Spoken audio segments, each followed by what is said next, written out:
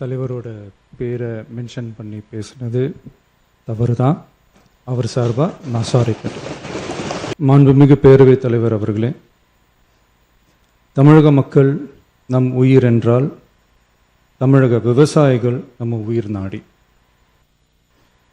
உலகில் ஜாதி, மதம், இனம், மொழி என அனைத்து வேறுபாடுகளுக்கும் அப்பாற்பட்டு நடைபெறும் தொழில் என்றால் அது விவசாய தொழில் மட்டுமே. உலகின் ஒரு மூலையில் உற்பத்தி செய்யப்படும் விவசாய பொருட்கள் உலகின் மற்றொரு மூலையில் உள்ள மக்களின் உணவு தேவையை பூர்த்தி செய்கிறது. எந்த நாடு உழவு தொழிலை மதித்து விவசாயிகளுக்கு உரிய பாதுகாப்பையும் ஆதரவையும் வழங்குகிறதோ அந்த நாட்டில்தான் மக்கள் வளமாகவும் மகிழ்ச்சியாகவும் வாழ முடியும். தமிழக வெற்றிக்கழக அரசு பல்வேறு நிதி நெருக்கடிகளின் மத்தியில் ஆட்சி பொறுப்பேற்றாலும் பதவியேற்ற 15 நாட்களுக்குள் விவசாயிகளின் கடன் சுமையை குறைக்க கடந்த 25/5/2026 அன்று குறு சிறு மற்றும் இதர விவசாயிகள் பெற்றிருந்த பயிர்க்கடனில் 50,000 ரூபாய் வரையிலான கடன்களை முழுமையாக தள்ளுபடி செய்ய ஆணை பிறப்பிக்கப்பட்டது.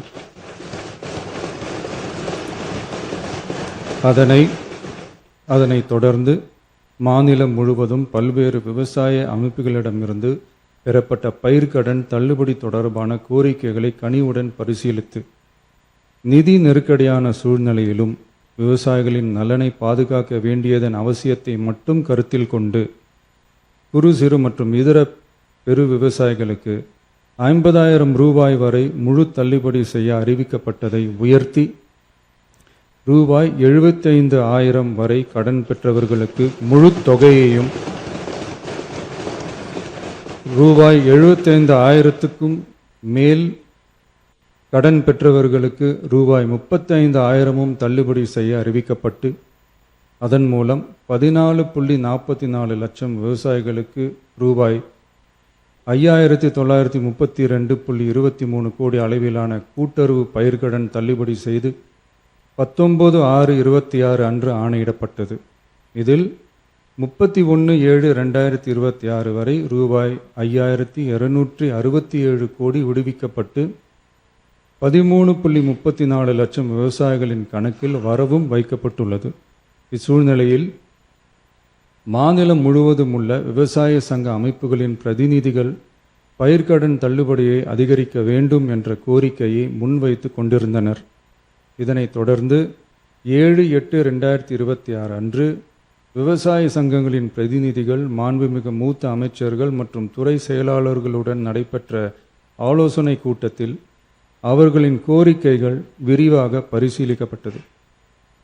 கடந்த காலங்களில் பயிர்க்கடன்கள் தள்ளுபடி செய்யப்பட்டாலும் அரசால் கூட்டுறவு வங்கிகளுக்கு செலுத்த வேண்டிய தொகை 4 to 5 ஆண்டு கால இடைவெளியில் செலுத்தப்பட்டு வந்துள்ளது. 2021 ஆண்டில் பயிர்க்கடன் தள்ளுபடி செய்யப்பட்ட தொகை 2021 முதல் 26 வரையான காலத்தில் அரசால் 12 தவணைகளாக கூட்டுறவு வங்கிகளுக்கு செலுத்தப்பட்டுள்ளது. ஆனால் அந்த கால அவகாசம் நமது அரசுக்கு தற்போது இல்லை. இந்திய ரிசர்வ் வங்கியின் 28/11/2025 தேதியிட்ட கடிதத்தில் அரசு கடன் தள்ளுபடி திட்டங்களுக்கான செயல்பாட்டு நடைமுறைகளின்படி பயிர்க்கடன் தள்ளுபடிக்கான முழு தொகையையும் அரசானது 45 முதல் 60 நாட்களுக்குள் கூட்டுறவு வங்கிகளுக்கு முழுமையாக செலுத்த வேண்டும் என்ற வழிமுறை நடைமுறையில் வந்துள்ளது. இந்த வழிகாட்டுதலின்படியும் தமிழ்நாடு அரசின் நிதிநிலை மற்றும் நிதி ஆதாரங்கள் ஆகியவற்றை கருத்தில் கொண்டும் இந்த இக்கட்டான சூழ்நிலையிலும் கூட்டுறவு வங்கிகள் மூலம் வழங்கப்பட்ட பயிர்க்கடன்களுக்கு பின்வரும் கூடுதல் தள்ளுபடியை வழங்கிட அரசு முடிவு செய்துள்ளது. 75,000 ரூபாய் வரை பெற்றுள்ள பயிர்க்கடன்கள் 100% முழுமையாகவும், 75,000 ரூபாய் முதல் 1 லட்சம் ரூபாய் வரை பெற்றுள்ள பயிர்க்கடன்களுக்கு அதிகபட்சமாக 75,000 ரூபாய் வரையும், 1 லட்சம் ரூபாய்க்கு மேல் பெற்றுள்ள பயிர்க்கடன்களுக்கு அதிகபட்சமாக 35,000 ரூபாய் வரையும் தள்ளுபடி வழங்கப்படும். இதன் மூலம் 75,000 ரூபாய் முதல் 1 லட்சம் ரூபாய் வரை பயிர்க்கடன் பெற்றுள்ள 2,38,264 விவசாயிகளுக்கு தலா 75,000 ரூபாய் வரை தள்ளுபடி வழங்கப்படும்.